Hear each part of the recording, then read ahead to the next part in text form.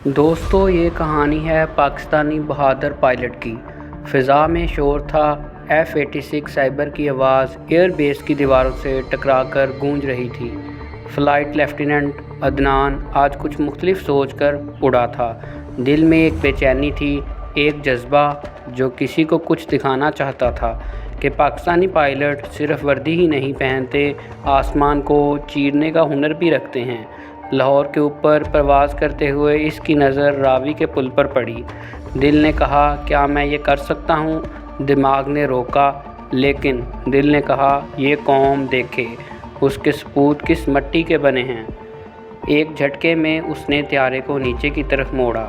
ہوا چیخی، وائرلیس پر ایئر ٹریفک کنٹرول کی گھبرائی ہوئی آواز آئی، ایگل 3 یہ خطرناک زون ہے، فوراً واپس آئیں۔ مگر عدنان کی سانسیں دھیمی ہو گئیں، آنکھیں سیدھی پل کی طرف، اور پھر وہ لمحہ آیا، پہلا چکر، دوسرا، تیسرا۔ لوگ نیچے دیکھ رہے تھے، کچھ نے دعائیں پڑھنا شروع کر دیں، کچھ نے کیمرے نکال لیے۔ 7ویں بار جب عدنان نے پل کے نیچے سے کامیاب پرواز مکمل کی، پورا لاہور جیسے تالیوں سے گونج اٹھا، لیکن بیس پر فضا میں ایک سنجیدگی تھی۔ اگلے دن اسے ہیڈ کوارٹر طلب کیا گیا۔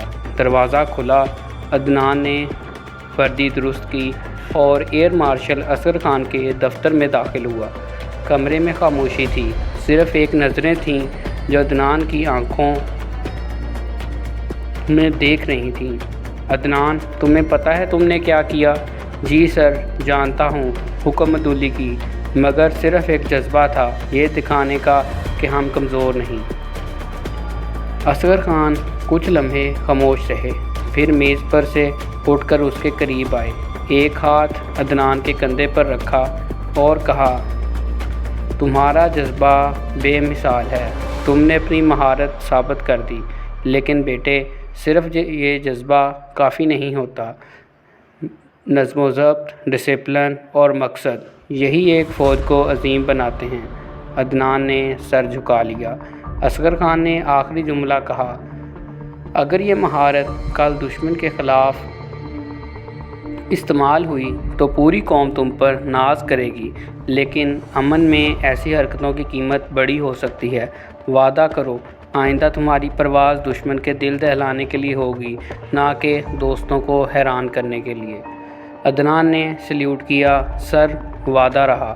اور اس دن کے بعد وہ پائلٹ پل کے نیچے سے گزرنے والا نہیں، بلکہ قوم کا قابل فخر سپاہی بن گیا۔ یہ تھی دوستو پاکستانی پائلٹ کی مہارت کی ایک کہانی جو آپ کے ساتھ آج شیئر کی۔ اس نے 7 دفعہ پل کے نیچے سے جہاز کو گزار کر یہ ثابت کر دیا کہ وہ ایک عظیم ترین پائلٹ ہے، کیونکہ اگر وہ صرف ایک مرتبہ جہاز کو گزار کے رک جاتا تو لوگ سمجھتے، اور پوری دنیا بھی یہ دیکھ کر سمجھتی، کہ یہ صرف ایک دفعہ بائی چانس یا بائی لک اس نے گزارا۔ اس نے اپنی قابلیت دکھانے کے لیے جہاز کو رولنگ کرنے کے بعد 7 دفعہ پل کے نیچے سے گزار کر ثابت کیا کہ وہ اس قابل ہے کہ وہ جتنی دفعہ چاہے اپنے جہاز کو پل کے نیچے سے گزار سکتا ہے۔ اور اس منظر کو عام سویلینز، عام لوگوں نے جو اس موقع پر موجود تھے، انہوں نے بھی اس منظر کو دیکھا۔ تو دوستو اسی وجہ سے پاکستانی پائلٹس دنیا بھر میں مشہور ہیں اور اپنے سکلز اور اپنی مہارت کی وجہ سے دنیا بھر میں جانے جاتے ہیں۔